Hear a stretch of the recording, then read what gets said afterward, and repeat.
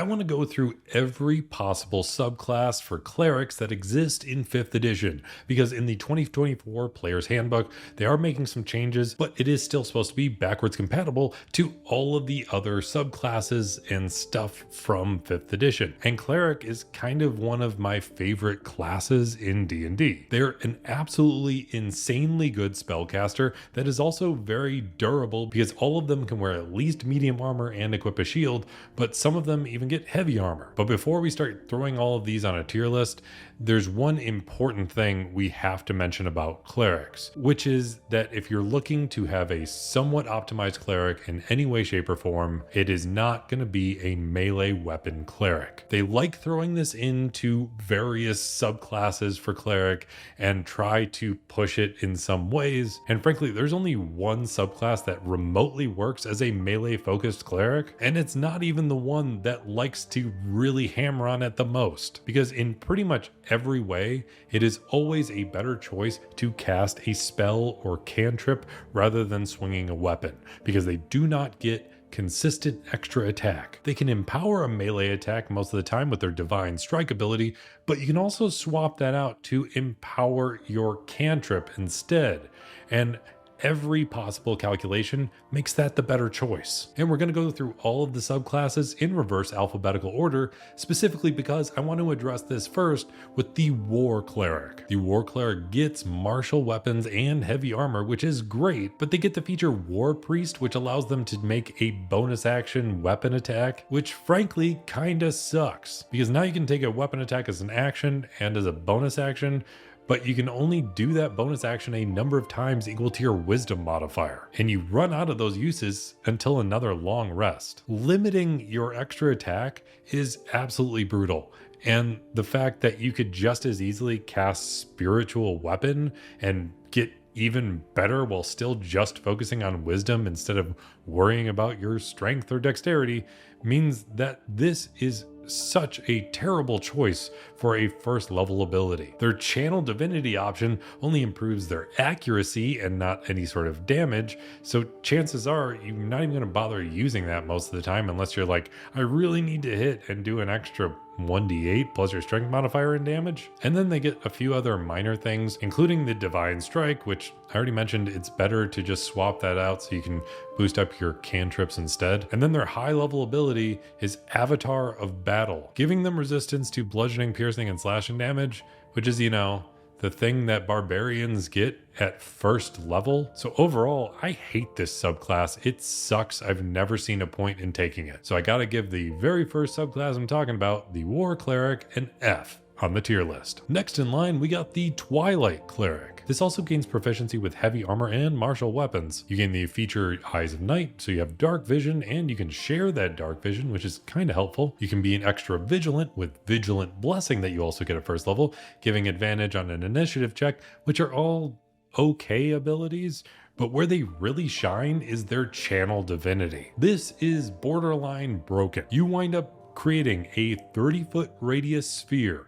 It does not require concentration, and anytime any creature ends its turn within this sphere, including you can end one charmed or frightened effect on that creature, or you can grant them temporary hit points equal to 1d6 plus your cleric level. So because you have heavy armor and a shield, and you can basically be 20 armor class right on the front line, you can be granting 20 plus 1d6 to any creature at max level within 30 feet of you every single round. And that is temp HP, meaning that they have a huge shield of health constantly regenerating, because this lasts for 1 minute, which will take pretty much the entirety of a combat. This feature alone makes it so incredibly powerful that it just immediately knocks it up into S tier. Not to mention that at 6th level they get some flying speed, and when you use that Channel Divinity Twilight Sanctuary at 17th level, everybody in that sphere gets half cover, which is super powerful as well. It makes them one of the best defensive clerics in the game. I affectionately referred to this as the lazy healer in my best healing builds video, because it doesn't require concentration concentration. You don't have to do anything to keep regenerating this giant pool of temporary hit points, and you can still just focus on combat and doing damage and concentrating on other spells. It is just incredible. It deserves that S tier. It's gonna stay there, and it is awesome. Then we're bouncing around all over the place because we're gonna jump into the Trickery Cleric, and this one sucks. Anybody that has ever remotely looked at the Trickery Cleric knows it sucks. It pops up in Baldur's Gate 3 as the default subclass for the main cleric in the game, and everybody knows immediately that it sucks in there. It is just suckiness on top of suckiness. The first feature they get is Blessing of the Trickster, so they can grant advantage on a stealth check. Their channel divinity is Invoke Duplicity, which does require concentration, but all it does is create an illusion of yourself within 30 feet of you, and you can cast as if you are in either space. And if you and your illusion are within 5 feet of a creature, you can force any attacks against them to have advantage, but that involves you both being right near it, and that can have its own problems. They get another feature allowing them to use their channel divinity for other stuff, so they can turn invisible for a turn, which isn't very much. And then at 17th level, you can create more duplicates of illusion, but that doesn't really help you that much. It just kind of confuses your enemy a bit. Because remember, if you want advantage against one of your enemies,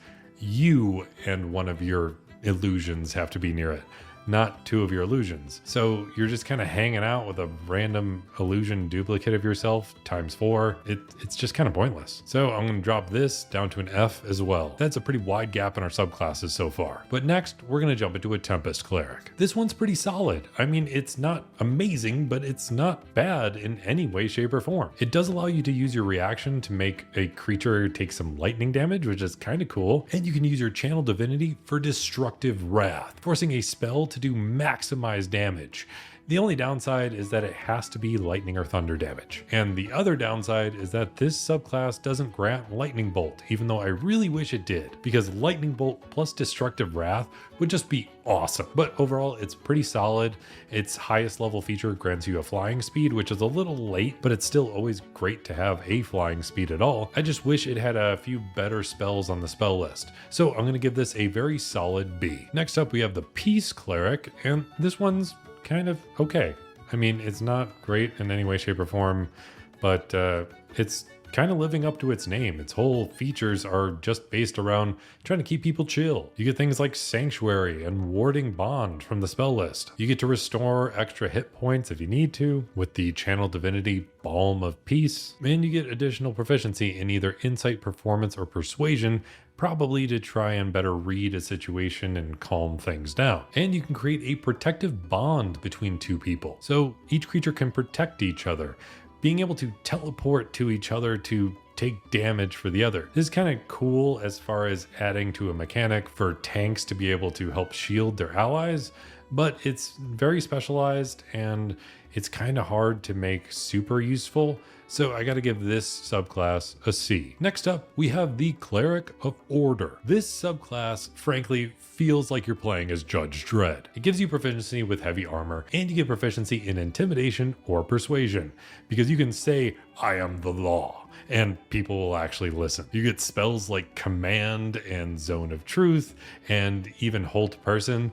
Overall, it's kind of just giving me Judge Dredd vibes. You get the features Voice of Authority, allowing you to get one of your allies to use their reaction to make a weapon attack against somebody, which you should definitely use on a rogue, because then they can use a sneak attack again, because they get sneak attack once per turn, not once per round, so they can go ahead and do it on somebody else's turn as their reaction. You get the Channel Divinity option, Order's Demand, so you can tell somebody to drop their weapon and they'll listen. You get the feature Embodiment of Law, allowing you to cast an enchantment as a bonus action that would usually require an action, and overall it's a pretty solid class, and it has a definite theme to it, being a very law-abiding cleric. Their highest level feature even curses a target, so when you attack somebody dealing some damage from your Divine Strike, it curses that target so the next time they get hit, they take an extra 2d8 psychic damage. You can only do this once per turn, but it's still a kind of nice little topper, even though this does come pretty late in the build. Overall, it's a really solid class. I like it, it's fun, I gotta give it an A. Next up, we got the Nature Cleric, and this is basically a cleric that kind of wishes they were a druid. It's a druid that can wear heavy armor. They get to learn one cantrip from the druid spell list, and a lot of people will take Shillelagh with this, but I do not recommend it because, again, a melee cleric isn't the best option. I actually really recommend taking Thorn Whip because that allows you to grab a creature and pull them in.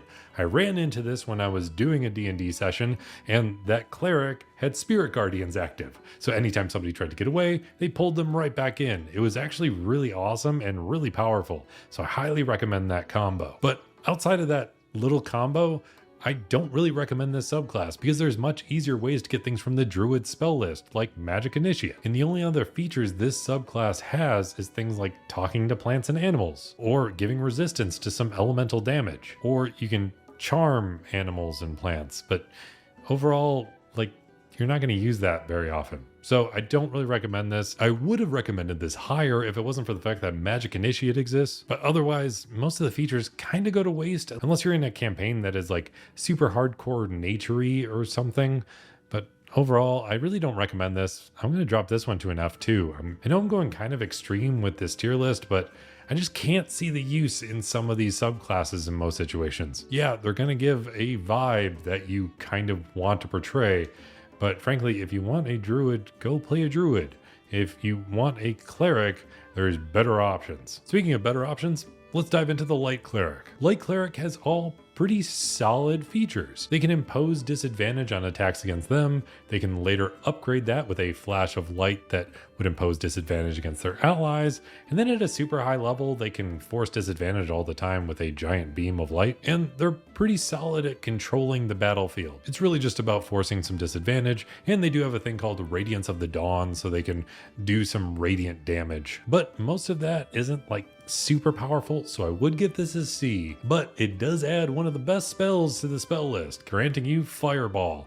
And just because of that, we're going to up it a level and give it a B. Next up, we have the Life Cleric. And the Life Cleric is kind of the quintessential healer. It's got proficiency with heavy armor. It's got plenty of stuff to boost up your healing abilities. The very first feature it includes is Disciple of Life, which allows you to boost the healing you do with a spell by 2 plus the spell's level. The Channel Divinity option allows you to preserve life, which allows you to spread some healing around, but it's only an amount equal to 5 times your cleric level, which seems like a lot, but you have to split that up amongst your party. So if your whole party's hurting, this is only going to help a little bit, or you have to really focus on who gets what amount of healing. Then whenever you heal somebody else, you can also heal yourself with Blessed Healer. And the 17th level feature is Supreme Healing, allowing you to heal the maximum amount whenever you're doing healing, which all sounds pretty great.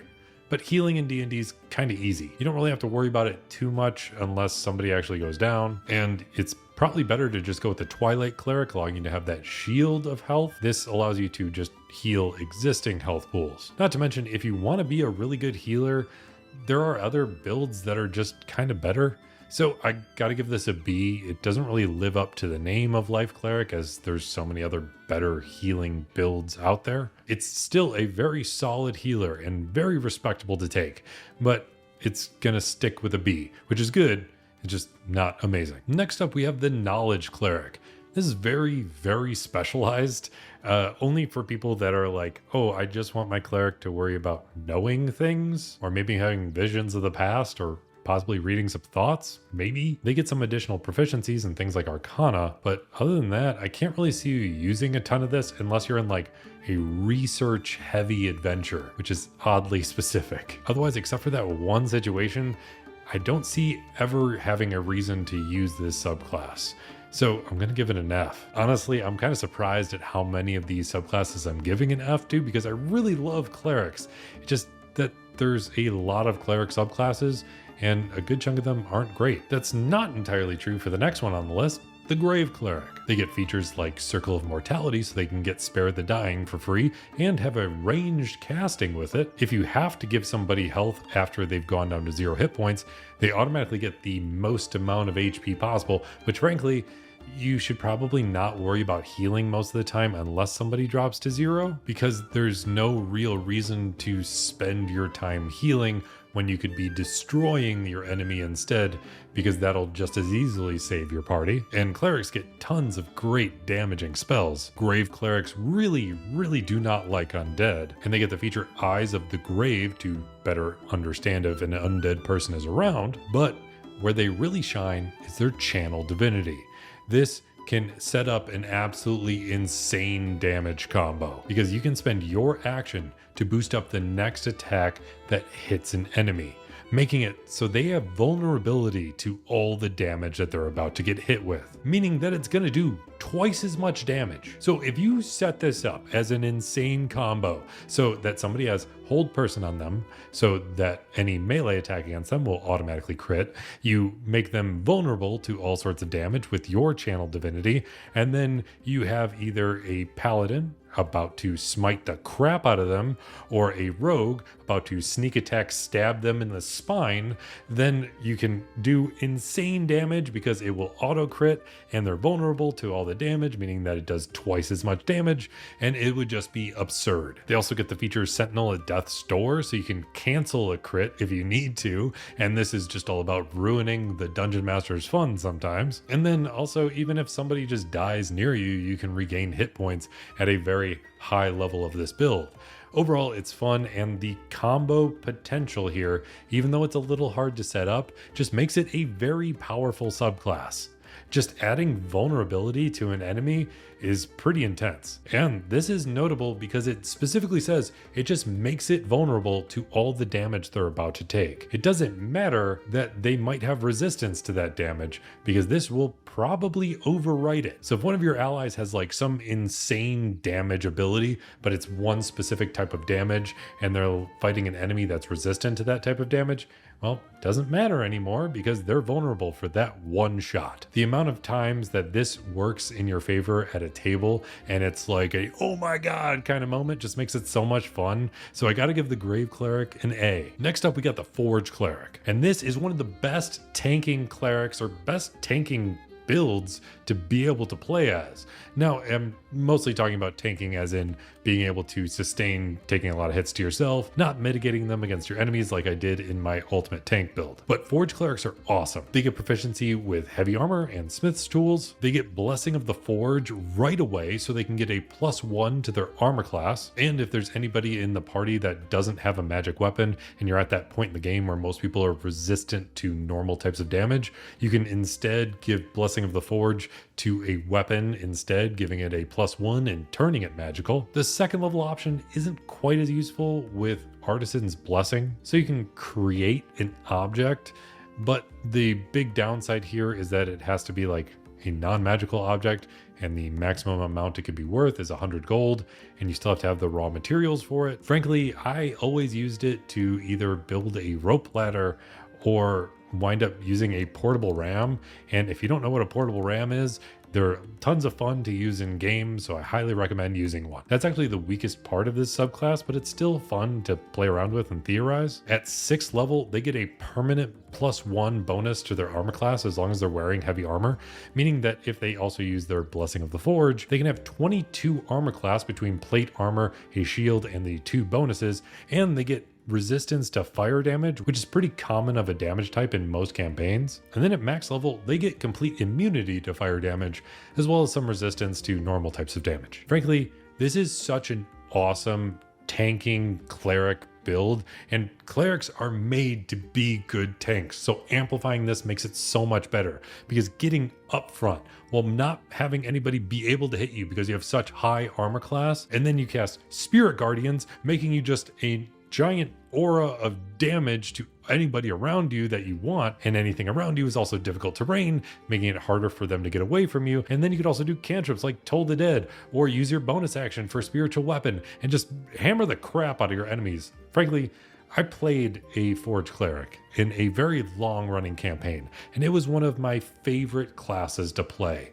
It was so much fun, and they get some great spells with heat metal, wall of fire, and animate objects, and you can basically break economies with fabricate, allowing you to create any kind of item that you have any sort of ability to create otherwise, just with the one casting of a spell. I'm a little bit biased towards this subclass, but overall, it really makes use of clerics being able to be remotely tanky. So I'm going to give this an S. It is straight up just superior in a lot of ways, and it amplifies the overall best features of being a cleric. Next up, we have the Death Cleric, and this is the one subclass for a cleric where using martial weapons is actually not a bad option. These are kind of more hinted at being more evil kind of clerics, but that doesn't mean you have to be. That's the whole point of it being the open role-playing game that it is. You get proficiency with martial weapons here. And I think the main idea of giving you martial weapons